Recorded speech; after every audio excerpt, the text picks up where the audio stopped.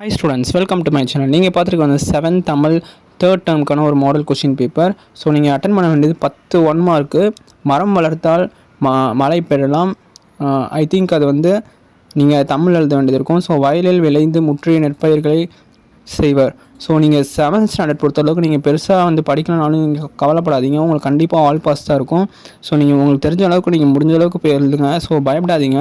Exam பார்த்து தண்ணீர் சலசலவென ஓடியது. அதே மாதிரி உங்களுக்கு 2 கோடிட்ட இடம் இருக்குது. அதே மாதிரி 4 வந்து பொறுத்துக்க இருக்குது. பொறுத்துக்க நீங்கள் உங்களுக்கு தெரியலனா கூட ஏதாவது ஒன்று பொருத்தி வைங்க. கண்டிப்பாக வந்து ஒரு 2 மார்க் கிடைக்கிறதுக்கு நிறையாவே சான்சஸ் இருக்குது. மறக்காமல் அதை விட்டுட்டு வந்துடாதீங்க. ஸோ ஸ்டூடெண்ட்ஸ், நீங்கள் ரொம்ப பயப்படாதீங்க. ஸோ முடிஞ்ச அளவுக்கு நீங்கள் போய் எக்ஸாம் எழுதிட்டு வாங்க.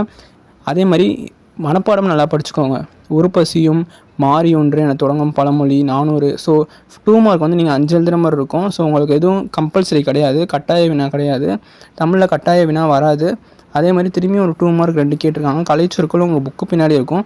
ஸோ உருவகணி வந்து உருவகணினா எதுவும் இல்லை, ஒரு விஷயத்தை பற்றி அவங்க நல்லா விவரித்து சொல்கிறது தான். 10 மார்க் ஒன்று இருக்குது, 4 மார்க் 3 இருக்குது. நல்லா பார்த்துக்கோங்க. All the best. தேங்க்யூ.